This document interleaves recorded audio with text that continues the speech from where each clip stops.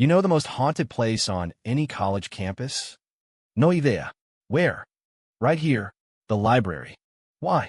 Because if you point to an empty seat and ask if anyone's sitting there, someone nearby will almost always say, "Yes, the girl sitting next to me," said with a smile. She'd appeared out of nowhere. I offered a polite, forced laugh. "Yeah, I guess that's true." "So, are you waiting for someone?" she asked. I nodded, glancing toward the main corridor. "Yeah, my roommate." "Oh, there he is. Ethan, so this is where you were," Paul called out, jogging over. He pointed to the empty seat right beside me. "This spot taken?" "What are you talking about? There's clearly someone." I trailed off. I turned my head. The chair next to me was completely empty. There was no one there. Paul saw the dazed look on my face and waved a hand in front of my eyes. "Hello." Earth to Ethan. "You frying your brain, studying again." "Did you see a girl sitting here just now?" I asked, my voice hesitant. "Long, straight black hair, wearing dark stockings."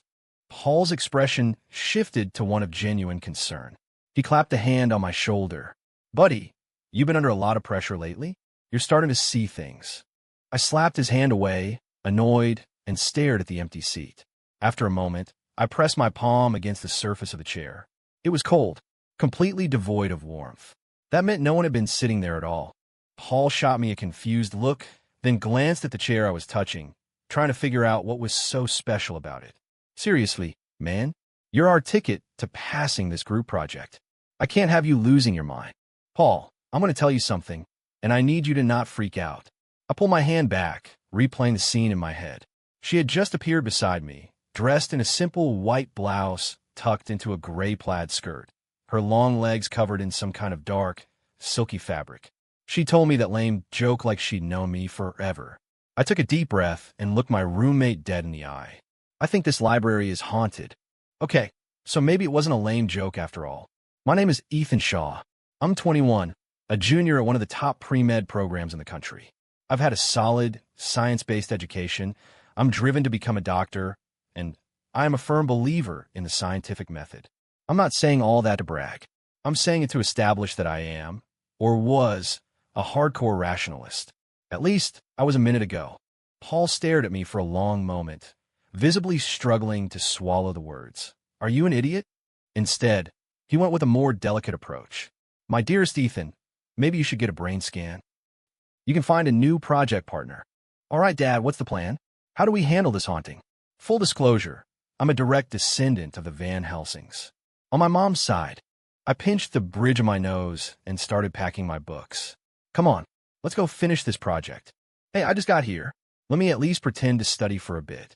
I ignored his whining and dragged him out of the library. As much as running into a ghost was on my mind, the project was due next week.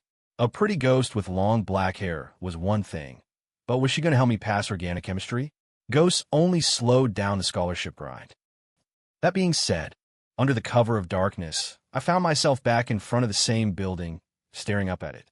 I crept to a corner window, feeling like a B-movie cat burglar. After speedrunning the group project, I couldn't stay away. The window looked secure, but it had a busted latch the university had never bothered to fix.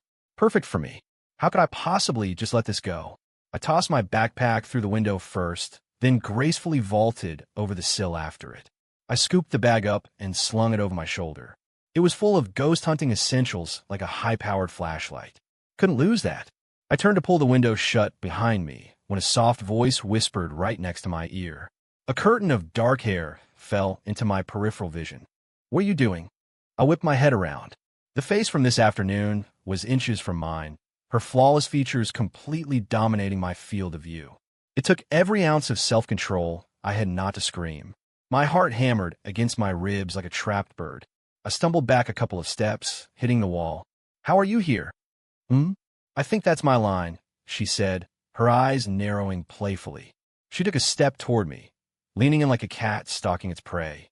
Her voice, laced with amusement, tickled my ear. "My dear underclassmen," breaking into the women's restroom in the middle of the night. I wanted to argue that it wasn't my intention, but factually speaking, she wasn't wrong. The window I'd climbed through did, in fact, belong to the first-floor women's restroom. "Cat got your tongue," she teased. That's when I noticed it. We were standing so close. She was speaking right next to my ear, but I couldn't feel a thing. No breath on my cheek. No warmth from her words. Pale moonlight streamed through the window, but it only cast my shadow on the floor. Hers was nowhere to be seen. It all added up to one inescapable conclusion. Are you a ghost? I managed, swapping out the word that had almost escaped my lips. For some reason, I didn't want to use a word like that to describe her. She straightened up, feigning surprise. You figured it out? She curtsied, lifting the hem of her skirt as she spun around in a light, graceful circle. But see, not so different from a regular person, right? Her long, dark hair flowed with the movement, like a sprite dancing in the moonlight. Only then did I realize her body was slightly transparent. Why did you talk to me this morning? I asked, trying to sound firm, to take control of the situation. Usually when I get that serious look, people know it's time to get down to business. But she wasn't buying it. She just giggled. Are you sure you want to keep asking me questions in here, Junior? Right? Having a conversation with a girl in the women's restroom was still weird, ghost or not. Sensing my awkwardness, she turned and smiled. All right, let's get out of here. I'll give you the grand tour. I bet you've never seen the library at this hour. Have you, Ethan? No, I haven't. Wait, how do you know my name? I replied, shaking my head before the question really registered. Even if she'd overheard Paul earlier, she should only know my last name is Shaw. She walked ahead of me with her hands clasped behind her back, bouncing lightly on her feet and humming a little tune. Take a guess. Maybe we knew each other in a past life. I highly doubted reincarnation was real. Besides, what were the odds my name was Ethan in a past life, too? I followed her out, grumbling internally at how this cheerful, impossibly confusing ghost was running circles around me. This might be sudden, but what's your name? We were walking through the dark, silent library, and I finally asked the question that had been bugging me. With only the occasional security guard making his rounds, I didn't have to whisper. She glanced back at me with a playful smile. You guess. How could I possibly guess that? Can you at least give me a hint? I asked with a resigned sigh. She turned to face me, walking backward now. Through her translucent form, I could see the distant city lights twinkling through the massive library windows, studding her silhouette like tiny diamonds. She looked right at me, her dark eyes shining brightly in the gloom. Okay, hint number one is a question. Why do you want to be a doctor? I blinked. What kind of hint was that? But just as I was about to answer, she was suddenly right in front of me, her finger extended toward my forehead. I felt nothing as her ghostly finger made contact. But in my memory, this was the first time I'd ever been this close to a girl. The restroom incident didn't count, and my brain, usually crammed with medical textbooks, just sort of short-circuited. No need to answer now. Go home and think about it. You can tell me next time we meet, she said. For now, there's somewhere I want to take you. Oh, okay. By the time I came back to my senses, we were on the library roof. A crescent moon hung high in the sky, surrounded by a smattering of stars. The night breeze carried the cool, earthy scent of the campus outskirts, and dark clouds drifted lazily across the clear sky. We stood side by side at the railing, looking out over the entire campus. Even though she was an intangible ghost, her hair still fluttered in the wind. Her voice was just as soft. Well, what do you think? I'd never been in the library this late, let alone on its roof. The whole campus was dark, save for a few lonely, yellowing streetlights. I could hear the faint chirping of crickets.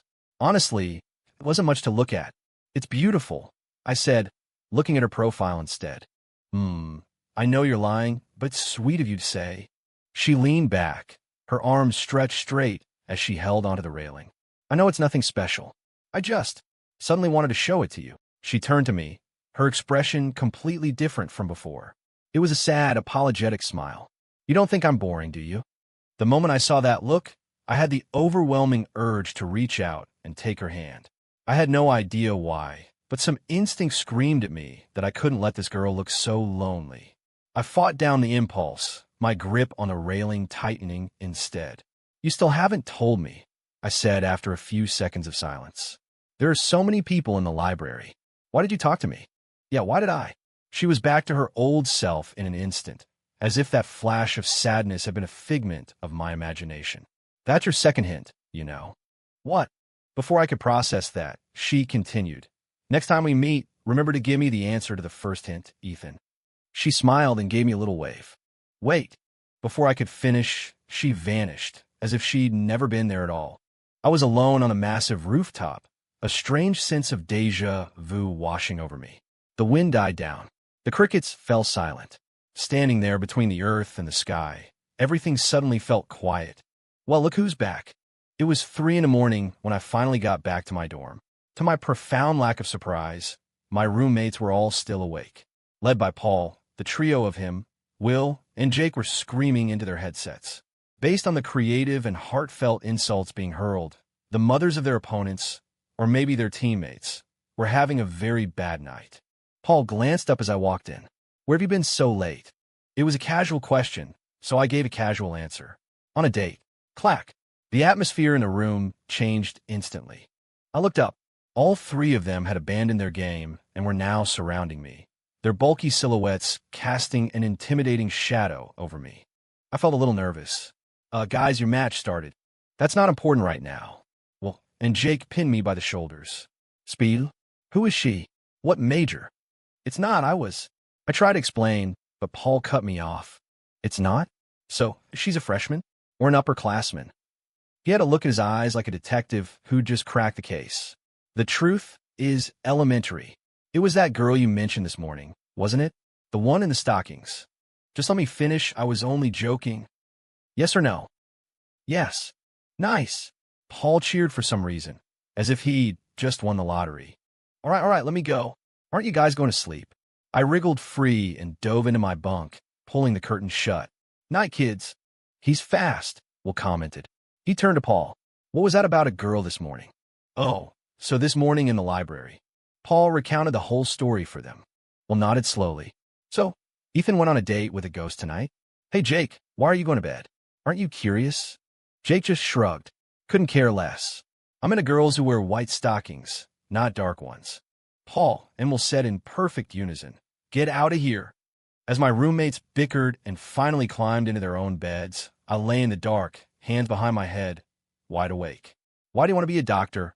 Her first hint, her first question, echoed in my mind. I asked myself the same thing. There was no grand, noble reason, like saving humanity or dedicating my life to medicine. It was just something that happened when I was a kid, something that put the idea in my head. I tried to remember. Since I couldn't sleep anyway, I grabbed a notepad and a pencil from my desk organizer. The fleeting image of her sad smile on a rooftop was burned into my memory. My pencil started to move, the outline of a face slowly taking shape on the paper. It happened when I was 7 or 8. My parents had signed me up for a drawing class. I hated the idea at first until I met. My pencil stopped. Who did I meet, and why did I want to be a doctor? I stared at the drawing. The eyes were still blank, and for the life of me, I couldn't bring myself to fill them in. It felt like I had forgotten something. The next day, for the first time in my college career, I was late for class. I kept going back to the library for the next few days, but she never appeared again. It seemed she wouldn't show herself until I figured out her question. But I had this nagging feeling she was always there, just out of sight, watching me struggle and finding it hilarious. Every so often, I'd hear it. Hee, a soft, teasing giggle right by my ear. But every time I turned, there was no one there, and my sudden movement would just earn me weird looks from the other students. Unbelievable. The strange thing was, I didn't hate it. A part of me even enjoyed it, a faint, nostalgic familiarity stirring deep inside. Am I developing some kind of weird kink? I worried, and so it went. I spent my days distracted in the library and my nights trying to solve her riddle. This weirdly peaceful routine continued until this afternoon. I was sitting in the exact same spot where I first met her, trying to read, when a shadow fell over me. I looked up. A middle-aged man with graying hair stood over my table. His voice was deep and magnetic. "Ethan Shaw, that's me. Can I help you?" It took me a second to place him. He was the dean of the university, Dean Hansen. He was also a brilliant physician in his own right. Why would someone like him be looking for me? But Dean Hansen didn't answer. He just looked at me with a complex expression. Melancholy, nostalgia, pain, relief. I'd never seen so many emotions in one person's eyes. My gut told me they weren't directed at me. It was like he was looking through me, trying to send a message to someone else. "Dean Hansen, are you all right?" I asked. He just gently patted my shoulder. "Keep up the good work," he said, then turned and left, leaving me completely bewildered.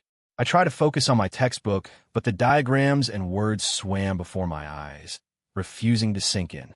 Keep up the good work? What does that even mean? It didn't feel like he was talking about my studies. I muttered to myself. Do you know him? As expected, I was met with silence. You want info on the dean? Isn't that all on the university website? Jake took off his headphones and gave me a quizzical look after I told him what I needed. I need the stuff that's not on the website, I explained. I knew my roommate had a reputation as the campus TMZ. He had sources for everything. Be more specific, Jake said. I thought for a moment. Like his family situation, anything like that. Oh, easy. Let me ask around. I'll have something for you by tomorrow. Jake gave me an okay sign and put his headphones back on. All right, back to the grind. I went back to my desk and started packing my bag. Phone, power bank, flashlight. I tossed them all in and, after a moment's hesitation, added my sketchbook and a pencil. Tonight, I was going back to the library. I glanced out the window. It was already dark, almost closing time for the library. I slung the bag over my shoulder and headed out. I slipped out of my dorm through the usual first-floor window and made my way back to the library, sneaking in through the women's restroom window just after they locked the main doors. I managed to slip out of the restroom before the security guard started his rounds. The closed library was just as silent as before. Walking between the towering shelves, the only sound were my own footsteps and the pounding of my heart. But after searching for a while, I couldn't find her familiar figure among the sea of books. So I went up to the roof. I thought the night would be a bust, but there she was, a familiar, translucent figure leaning against the railing at the edge of the roof. She was watching the night view, perfectly still. There was no wind tonight, and her dark hair cascaded down her back like a waterfall. I walked toward her. She heard me approach, but didn't turn around. "You're here," she said, her voice soft and gentle. "Did you find the answer?" "Not yet." I stood beside her, leaning my elbows on the railing and looking out at the same view as that first night. "I see. So you want another hint?" She tilted her head, a smile playing on her lips. "Don't be greedy, Junior." There was again that strange, inexplicable feeling of familiarity. I pushed down the flutter in my chest and shook my head, trying to keep my voice steady. "I just wanted to see you again." It wasn't my imagination. For a split second, the rooftop fell completely silent. My heart thundered in my chest, and I immediately started regretting what I'd just said. Oh God, was that too forward? We've only met twice. She's going to think I'm some kind of creep. The silence stretched on, and anxiety coiled in my stomach. Finally, I heard her voice. "Oh," she let out a cute little gasp. I glanced over to see her covering her mouth, her eyes wide with surprise. A sneak attack isn't fair, you know. I thought I saw a faint blush on her cheeks, but it was too dark to be sure. "Are you blushing?" You guess." "Give me a break," I groaned. We fell silent again after that. It was a long time before I spoke again. "How long have you been here?" "Trying to figure out my age," she teased, then looked up at the night sky. "A few years, I guess. I've been all alone in this library. No one to talk to." "You can't leave the library?" She thought for a moment. "It's like I'm bound to this place, like a spirit tethered to the land. I can't go beyond its grounds." After a few seconds, I asked quietly, "Was it lonely?" Wasn't it lonely? Walking alone through the same endless rows of books. Watching the same view from the rooftop until you were sick of it. Talking to yourself with no one to answer. It must have been so lonely. But why me? Lonely? Of course it was, she said, but her eyes were shining. But I'm not lonely anymore. She turned to face me. The wind picked up right on cue, lifting her hair. She tucked a stray strand behind her ear and broke into a brilliant smile. Because now I have someone who comes to visit me. The world seemed to fade to gray. The only color left was her smile. My heart skipped a beat. Deep in the recesses of my memory, a face so similar to hers flashed in my mind. I clutched my backpack tighter. "Can I draw you?"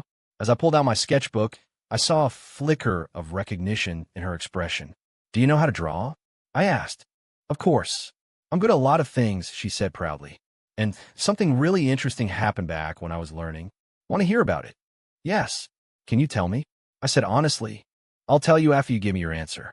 "So, Junior, how good are you at drawing?" she asked. "I am okay," he replied. "Once I make the first mark, I usually know where to go from there. Let's begin, she said after a strange, long pause. She turned slightly, a serene smile on her face. One hand rested on the railing, the other hung naturally at her side. She was wearing the same outfit as when we first met, the dark gray skirt swaying gently in the breeze. Is this okay? Yeah. Hold that. I propped up my sketchbook and sized her up with my pencil before making the first, precise stroke. This is a new experience, she said, holding her pose. I never thought I'd get to be an artist model after I die. She said it so casually, bringing up the one topic I'd been deliberately avoiding. It's my first time drawing a ghost, I admitted. It had been a while since I'd drawn a portrait of anyone, and I was a little nervous. Can you tell me, what were you like before? I asked, making another stroke. Well, not to brag, but I was pretty popular. Everyone at this school knew who Han. She stopped herself abruptly. When I looked up, she was giving me a mock glare. You're not trying to trick me into telling you my name, are you? You're a crafty one.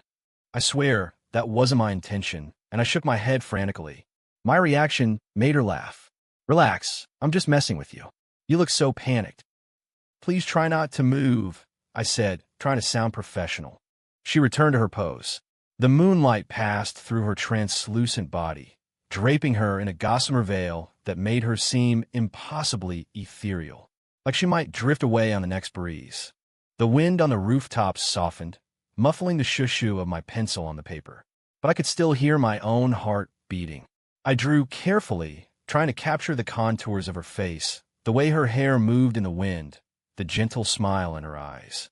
As I was finishing up, she asked me, "Why did you suddenly want to draw me?" The tip of my pencil paused for a microscopic second. I just wanted a memento, I guess. I don't know when I'll see you again. Are you going to take my portrait home and do weird things with it? She teased. Hey, I coughed, embarrassed. She seemed pleased with my reaction. You're just as fun as you used to be. Her words made me freeze. I put the last stroke on the paper and looked up, meeting her eyes. Used to be, but before I could ask what she meant, she was leaning over my shoulder. Is it done? Let me see. I nervously handed her the sketchbook, feeling like a student waiting for a grade. I was happy with the drawing, but I had no idea what she would think. She leaned close, her head next to mine as she looked down at the page. She was silent for a few seconds. With her back to the moon, I couldn't see her expression, but I could feel a shift in her mood. It's really good, she said, her voice so soft it felt like it could shatter. I almost forgot. This is what I looked like. Her fingers tried to trace the face on the page, but passed right through the paper. She slowly raised her hand to touch her own cheek. I hadn't expected this reaction and didn't know what to do. Are you okay? I'm Fina. She looked at me, her eyes glistening. In the moonlight, she looked as fragile as glass. Then, she took a step forward and wrapped her arms around me in a phantom embrace. She stood on her tiptoes, resting her chin on my shoulder. Her lips brushed against my ear as she whispered, "Thank you, Ethan." Her voice was thick with suppressed sobs. This is the best gift I've ever received. In that moment, a strange calm washed over me. I closed my eyes and gently wrapped my arms around her incorporeal form. I'm glad you like it. In that weightless, yet incredibly powerful embrace, I felt the distance between us melt away. I don't know how long we stood there. When I finally opened my eyes, my arms were holding nothing but air. Next time, I said to the empty space, I'll come back with the answer. I believe she heard me. When I snuck back out the way I came, climbing out of the women's restroom window, I ran into someone I never expected to see. I felt like a kid caught with his hand in the cookie jar. Dean Hansen, what are you doing here? I believe that's my question to ask you, he said, his gaze falling to the backpack in my hand. What were you doing in the library so late? Well, how was I supposed to answer that? I couldn't just say I was on a date with a ghost. But considering the possible connection between him and her, I hesitated. Finally, I just said, I was drawing a picture. Dean Hansen's eyes seemed to light up. May I see it? I opened my sketchbook to the last page and handed it to him. The dean froze, staring at the portrait for a long, silent moment. This man, who was a rock in the eyes of every student and faculty member, was trembling. Just like her, he reached out a hand to stroke the face on the page. He pressed his lips together, looked up at the library for a long time, then finally looked back down. Make sure you get some rest. And come visit her more often when you have the time. He handed the sketchbook back to me, gave me that one last piece of advice, and walked away. As I was putting the sketchbook back in my bag, I noticed a few small, damp spots on the page that hadn't been there before, like teardrops. The next day, I was deep asleep when Jake shook me awake. In GH 5 more minutes, I mumbled. I gotten back to the dorm when the sky was already getting light. I was exhausted. All right, I'll tell you when you wake up, Jake said, turning to leave. I got that info you wanted. My eyes snapped open. I sat bolt upright and threw back my curtain. Wait, what is it? Question mark. A question mark practically appeared over Jake's head. Thought you were tired. Just tell me. Okay. It's not exactly a secret, at least not for the older professors, Jake said, getting right to it. Dean Hansen had a daughter. She went to this university, too. She'd be an upperclassman to us. Super smart, beautiful, basically the most popular girl on campus. Had. I latched onto the past tense. Yeah, had, Jake confirmed, his voice softening. She was never in good health. Had a congenital heart defect. About 3 or 4 years ago, she had an attack in the library. They couldn't save her. They say Dean Hansen's hair turned gray overnight after that. Is there more? My voice was hoarse. My fingers clenched the blanket. A ghost who knew me, a weird sense of déjà vu, a familiar smile, a heart condition. All the pieces of the puzzle were starting to click into place. Memories churned just beneath the surface. Jake thought for a second, then snapped his fingers. All right. One of the upperclassmen who went to the same elementary school as her told me she was also really into drawing. Then he looked at me. He said, you went to the same elementary school, too. In that instant, the fog in my mind cleared. The completed puzzle slammed into my brain like a lightning strike, and the past came flooding back. How could I have forgotten? Ethan, sweetie, I signed you up for a summer drawing class. You be a good boy and learn, okay? My mom said, ruffling my hair. But 7-year-old me wanted nothing to do with it. I don't want to go. I want to stay home and play. After a solid tantrum, my mom finally relented. How about this? We go to one class. Just one. After it's over, you can tell me if you still don't want to go. Deal. Fine. I grumbled, already planning to tell her I hated it. So, during that first class, I did absolutely nothing. The other kids were all sketching away, but my paper was a blank slate. I was just fiddling with my pencil when it slipped and rolled onto the floor. The girl next to me picked it up. She saw my empty paper. Hey, why aren't you drawing? Because I don't want. I looked up at her, a girl who was maybe 3 or 4 years older than me, and the rest of my sentence died in my throat. I don't remember what I was thinking then, only what I told my mom later. I saw an angel. She seemed curious about my flustered silence and leaned closer. Are you stuck? I can help you if there's a part you don't know how to do. All of it. I mumbled, ashamed that I hadn't paid any attention to the teacher. She didn't laugh. She just said gently, that's okay, it's easy. Look. As I watched, she made a single light stroke on my paper. Here, you try. I hesitantly took the pencil, but my hand hovered over the paper, frozen. Don't be nervous. Like this. She took my hand in hers and guided it, adding another stroke to the one she'd made. See? Not so hard. Just relax. Once you make the first mark, you kind of know where to go from there, right? Yeah. After she let go, I nervously, clumsily, continued to draw until the whole picture was finished. Wow, that's great. Looking at my finished work, I felt a strange surge of pride. I heard clapping beside me. I turned and saw her smiling at me. That's really good, she said, ruffling my hair. Later, when I found my mom, I was a dazed mess. I beat her to the punch. I want to keep coming to drawing class. The reunion came sooner than I could have imagined. During gym class a few days later, I saw a familiar figure sitting on a bench in the corner of the field. I ran over excited. Hey, you go to this school too. She jumped, startled, but then her face broke into a smile of recognition. Oh, it's you. Is your class out here for gym? Yeah, we're playing soccer. I looked at her, sitting all alone. Why are you just sitting here? Because I can't do any strenuous exercise. She pointed her chest. Do you know what a congenital heart defect is? To her surprise, I nodded. My mom had told me about it before. My grandmother, who had passed away, had the same condition. I was suddenly terrified. Are you okay? Do you feel sick?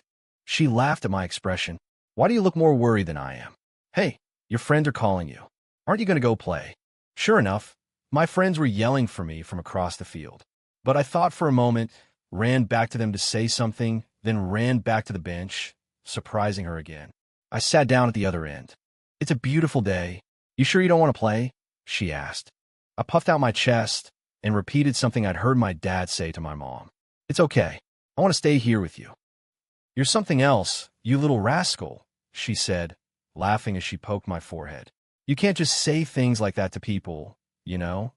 I'm not that little. You're only a few years older than me." I whined. "Hey, stop poking me, I get it." She poked me a few more times. "But it's fun."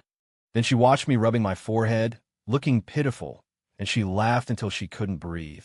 And so, every gym class on that day, I'd sit with her and we'd talk. On weekends, she'd teach me how to sketch properly. We became friends. "Are you going to be a doctor when you grow up?" "MHM. My dad is the best doctor in the world. Then I'm going to be a doctor too." "Why?" "I want to make you better. You're a funny kid." "Hey, stop poking me. I'm serious." That was the last conversation I remembered having with her. Shortly after that, she moved away, and I was heartbroken for a long time. How could I have forgotten? Pulled from the tidal wave of memory, I heard Jake's voice finishing his report. "Oh, by the way, her name was Han." "That's enough?" I cut him off. "I know. I already knew, and I was going to be the one to say it." For some reason, the moon was exceptionally bright that night. On my third trip into the library after dark, I didn't go to the roof. I sat in the same chair where she'd first spoken to me. I took out my sketchbook and doodled for a while just to calm my nerves. "Are you here?" I leaned back, looking up at the ceiling with my eyes closed. "I have the answer." "So, my little junior, why do you want to be a doctor?" A familiar voice came from right above me. I felt a tickle on my cheek. I opened my eyes. She was leaning over me, her long hair brushing against my face. Her form was even fainter now. I met her gaze, not looking away this time, because I wanted to cure someone. It's a shame I didn't get to. A flicker of emotion crossed her eyes. She gently touched my forehead. "So, you do remember?" "Yeah. The real question is, how could I ever forget?" I smiled. "It's been a long time." "Hannah." Full marks for that answer," Hannah said, moving to sit in the chair beside me. She propped her chin on her hand, looking at me just like she did that first day. "Now, what about the answer to the second hint? Why did you talk to me?" "Because we were good friends when we were kids." I guessed, unsure. Hannah frowned. "That's part of it. I'll give you a passing grade. 60%. What's the 100% answer?" I asked. "Because you're the first person who was ever able to talk to me," she said, puffing out her cheeks. "I was so happy when I saw you again, but a certain someone completely forgot about me." Sigh. "I guess you can't take the things little kids say seriously." Everything I said, I meant. After you moved away, I dedicated myself to studying medicine. I started to explain, but then I saw the laughter in her eyes and realized she was teasing me again. "So, do you know how to be a good doctor now?" she asked. I could nod with confidence. It was the only goal I'd ever worked toward. "Then I can rest easy." Hannah stood up, and the moonlight passed through her body, casting a glow on me. "I'm so glad I got to see you one last time. Thank you for everything. I had a lot of fun." "Seriously, teasing me again. You're not going to get me twice, hon?" "Nah." My voice caught in my throat. I scrambled to my feet, a knot of panic tightening in my stomach. Her form was genuinely fading, dissolving into the moonlight. The playful look was gone from her eyes, replaced by an expression of pure, heartbreaking longing. "You know, Ethan, I never had many friends when I was little because of my health. So, when you wanted to spend time with me, it made me so happy, all the teasing these past few weeks. Think of it as me being a little selfish. Just this once, can you?" Hannah smiled, and a tear slid from the corner of her eye, catching the moonlight like a tiny, perfect crystal. "Can you not forget me this time?" "Hannah." I reached for her, but my hand passed through nothing but shimmering moonlight. I stood there, frozen, like a wind-up doll that had run out of power. Then something caught my eye. On the surface of the table, a line of elegant script was laid out in tiny beads of moisture, as if waiting for me to find it. "You're going to be a great doctor. Keep going." I looked down at the words, my shoulders shaking silently. The only sound was the soft plink of water drops hitting the tabletop. My pencil rolled off the edge and fell to the floor. But this time, there was no one there to pick it up for me. Years passed in the blink of an eye. Graduation, internship, residency. I became a cardiothoracic surgeon, just like I'd always planned. And on my desk, there's always been a simple, elegant picture frame.